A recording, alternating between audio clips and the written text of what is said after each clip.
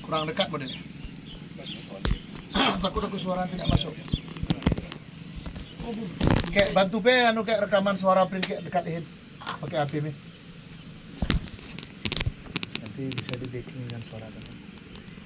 Cuman kam kayak dekat belum tuan guru kah? Assalamualaikum warahmatullahi wabarakatuh.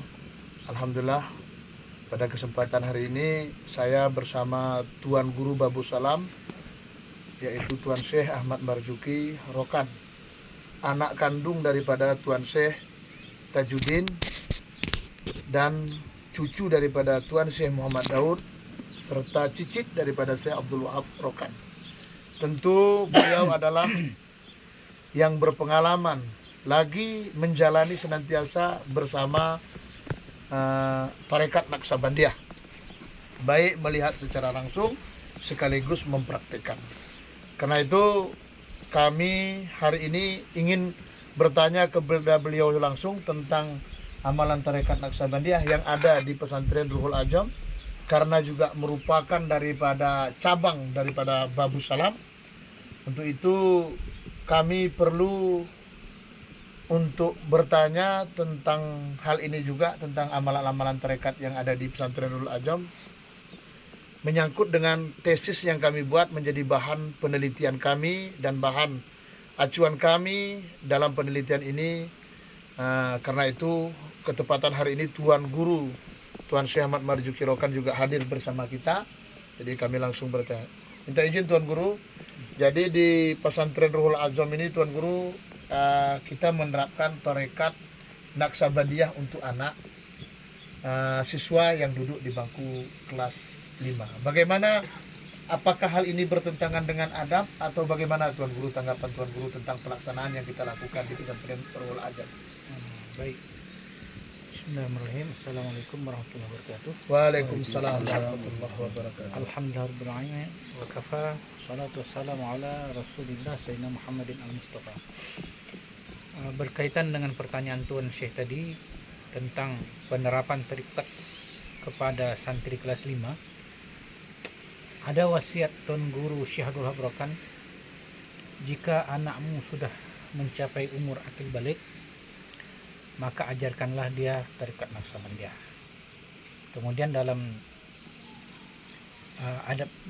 wasiat yang lain beliau juga berpesan, maka hendaklah kau tuntut ilmu tarekat Naqsabandiyah ini dariku, dan apabila kamu sudah menguasainya, maka ajarkanlah kepada anak cucuku. Jadi ada dua wasiat beliau. Pertama, kita harus belajar tarekat Naqsabandiyah, kemudian yang kedua harus mengajarkannya. Dan umur untuk belajar tarekat Naqsabandiyah ini adalah ketika balik. Jadi aman kalau saya kira kalau kelas 5 itu ada umur segitu, sekitar umur 16 tahun. 16-17 tahun. 16-17 tahun. Aman karena memang rata-rata 15 tahun. Tapi mungkin supaya matang lagi 16 tahun, 17 tahun udah mulai kita ajarkan tarekat Naqsabandiyah. Ini sebenarnya saya praktekkan juga di pesantren Tajuh Salam di Besilam. Ketika saya masih memegang pesantren Tajuh Salam, ketika itu almarhum Tuan Syekh sebagai pemimpin tarekat Naqsabandiyah saya di pesantren, seluruh santri kelas 5 saya anjurkan, tidak saya wajibkan untuk mengambil tarekat Naqsabandiyah dan bersuluk. Jadi kalau di sini diterapkan begitu amat baik sekali, karena umurnya sudah cukup sesuai dengan wasiat yang diwasiatkan oleh Syekh Abdul Wahab Rokan tersebut, dan secara akil balik itu umur sudah sampai, secara akal dia sudah berakal, bisa mencerna ajaran-ajaran tarekat Naqsabandiyah tersebut. Ini sekian dulu. Untuk yang berikutnya Tuan Guru, hukum mempelajari tarekat Naqsabandiyah ini bagaimana Tuan Guru? Apakah kita ketahui di hukum kita ada wajib, ada sunat, ada fardu kifayah. Bagaimana dengan hukum mempelajari tarekat Naqsabandiyah ini Tuan Guru? Baik. Selama ini orang menyangka tarikat ya, bukan Naksabandiyah aja secara umum tarikat itu, bahkan ada yang bilang tarikat itu bid'ah lah apa semuanya. Dan ini biasa, bukan berlaku pada zaman ini saja, pada zaman Imam Malik, pada zaman para salaf, mereka juga bertentangan, banyak mendapat tentangan dari masyarakat yang mengatakan bahwa tarikat ini adalah bid'ah. Tapi kalau kita rujuk kepada hadis Jibril, yang mana Jibril datang pada Nabi menanyakan pada Rasulullah tentang apa itu Islam, Rasulullah menerangkan Islam itu 3: iman, Islam, dan ihsan. Di masyarakat yang dititik beratkan dari zaman dulu lah bidang iman dan Islam, yaitu bidang akidah dan fikih, tauhid dan fikih. Bidang ihsan ini kurang. Padahal jelas Nabi mengatakan ihsan itu anta'budallah ka'annaka tarahu fa in lam takun tarahu fa innahu yaraka. Beribadah pada Allah seolah kamu melihatnya. Kalau tidak bisa begitu, kamu yakin Allah melihat kamu. Ini tidak didapat kecuali melalui ilmu tasawuf.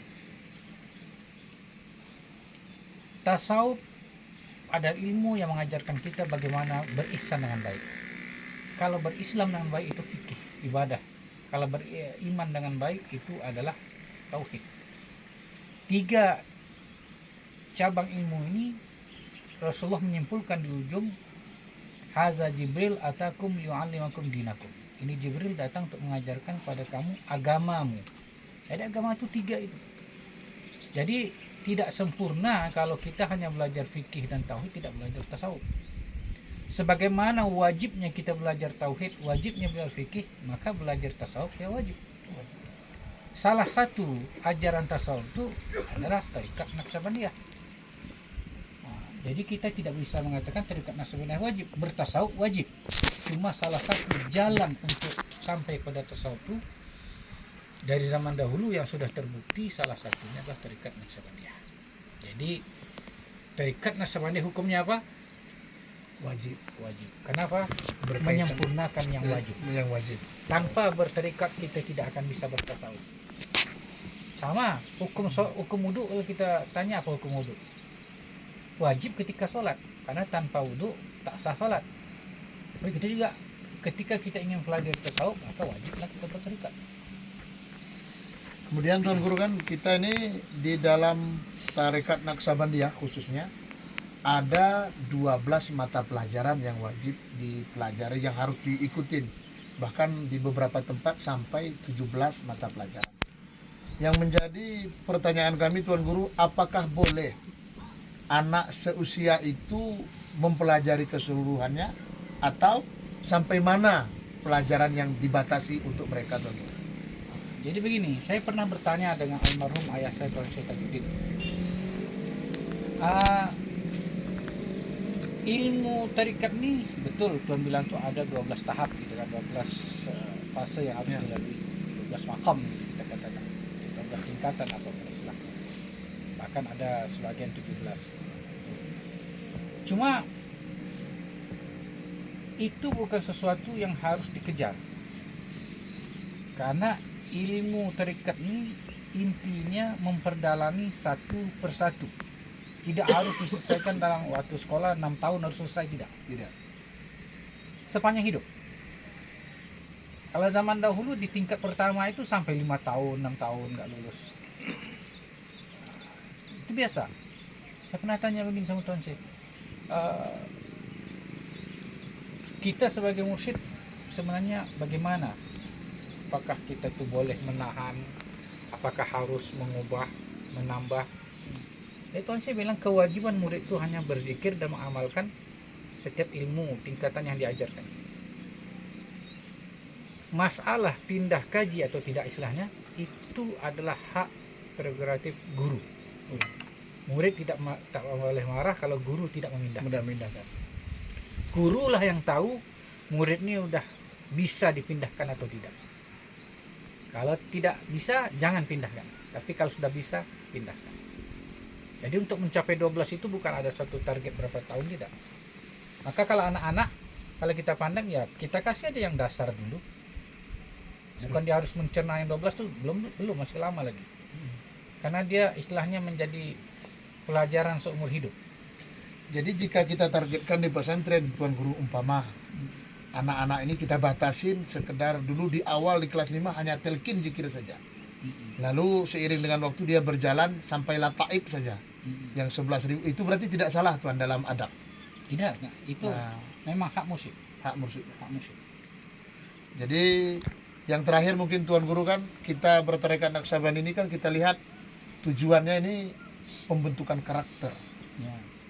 Yang Tuan Guru lihat dari banyaknya anak-anak yang seusia mungkin dengan pesantren Darul Ajam di Ta'ajus Salam yang pernah Tuan Guru bersama Tuan Guru, apa karakter mencolok dari anak itu yang berubah setelah mengambil tarekat? Ya, baik. Seperti saya katakan tadi, kalau di Ta'ajus Salam itu tidak saya wajibkan, Iya kan? cuma dianjurkan. Nampak berbeda jauh bagi santri yang sudah berterikat dengan tidak. Ketaatan kepada perintah kita dan hormat kepada guru itu lebih daripada santri yang tidak mengambil terikat. Nah, di Ruhul Azam saya tengok karena rata-rata berterikat itu semuanya Masya Allah santrinya tunduk, patuh, Iya. hormat. Kita nengoknya pun, wah ini ahli surga semua. Alhamdulillah. Kita nengok santri ini ahli surga semua karena memang beda. Hatta saya juga kan tamatan pesantren tapi tidak semua macam itu. Nah, inilah kelebihan keunggulan Nurul Azam ini. Semuanya diterikatkan. Bahkan saya dengar kalau tidak terikat lebih baik nggak usah di sini. Kalau udah sampai umur tarikatnya. Umur tarikatnya. Nah, itu bagus Tuan, bagus. Dan hasilnya saya nampak alhamdulillah. Alhamdulillah. Jauh berbeda. Baik Tuan Guru, mungkin itulah wawancara kami. Karena ini kami minta izin juga sama Tuan Guru, kami muat nanti dalam tesis penelitian kami.